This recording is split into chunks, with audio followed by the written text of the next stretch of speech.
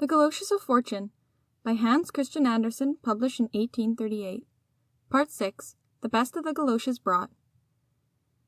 Early the next morning, before the clerk was out of bed, someone tapped on his door. In walked his neighbor, a young theological student who lived on the same floor. "Lend me your galoshes," he requested. "It is very wet in the garden, but the sun's shining so gloriously that I'd like to smoke a pipeful down there." He pulled on the galoshes and went out into the garden, where there was one plum tree and a pear tree. But even a little garden like this one is a precious thing in Copenhagen. It was only 6 o'clock. As the student walked up and down the path, he heard the horn of the stagecoach in the street. "Oh, to travel," he exclaimed. "That's the most pleasant thing in the world. It's the great goal of all my dreams. If only I could travel, I'm sure that this restlessness within me would be stilled. But it must be far, far away. How I should like to see beautiful Switzerland, to tour Italy, and—" Fortunately, the galoshes began to function at once, or he might have traveled entirely too much to suit him or to please us. Travel he did. He was high up in Switzerland, tightly packed in a diligence with 8 other travelers. He had a pain in his head, his neck felt tired, and the blood had ceased to circulate in his legs. His feet were swollen, and his heavy boots hurt him. He was half awake and half asleep. In his right-hand pocket he had his letter of credit. In his left-hand pocket he had his passport, and sewn into a little bag inside his breast pocket he had a few gold pieces. Every time he dozed off, he dreamed that he had lost one or another of these things. Starting feverishly awake, his first movement would be to trace his hands a triangle from right to left and up his breast to feel whether his treasures were still there. Umbrellas, hats, and walking sticks swung to the net above him and almost spoiled the magnificent view. As he glanced out the window, his heart sang, as at least one poet has sung in Switzerland these as yet unpublished words. "This view is as fine as a view can be, Mont Blanc is sublime beyond all doubt. And the traveller's life is the life for me, but only as long as my money holds out." Vast, severe, and sombre was the whole landscape around him. The pine woods looked like patches of heather on the high cliffs, whose summits were lost in fog and cloud. Snow began to fall, and the cold wind blew. "Ah," he sighed. "If only we were on the other side of the Alps. Then it would be summer weather, and I could get some money on my letter of credit. Worrying about my finance spoils all my enjoyment of Switzerland. Oh, if only I were on the other side." And there he was on the other side, in the middle of Italy, between Florence and Rome.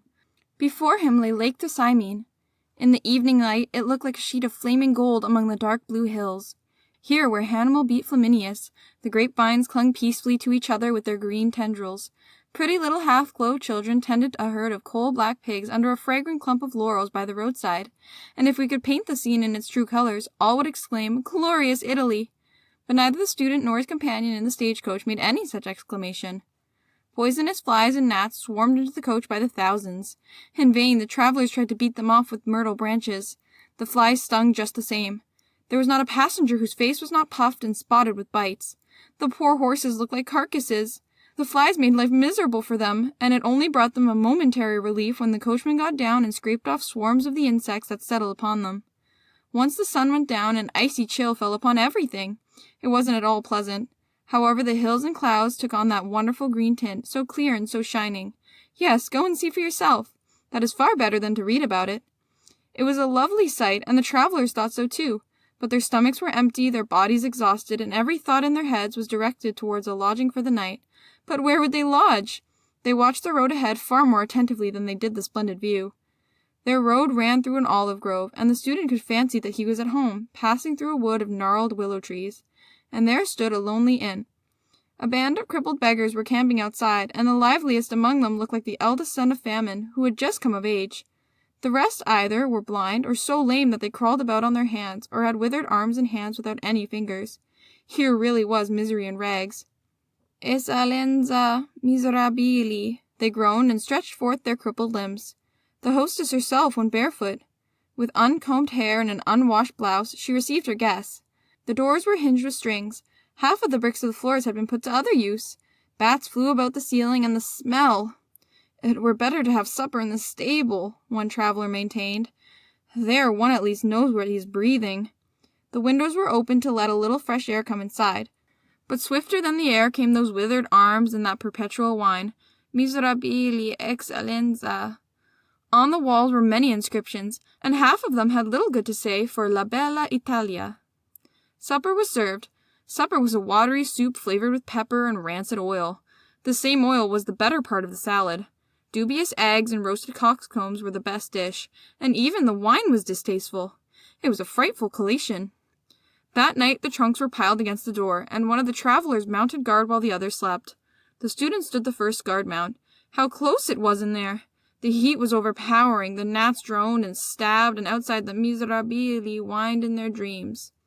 "Traveling," said the student, "would be all right if one had no body. Oh, if only the body could rest while the spirit flies on without it.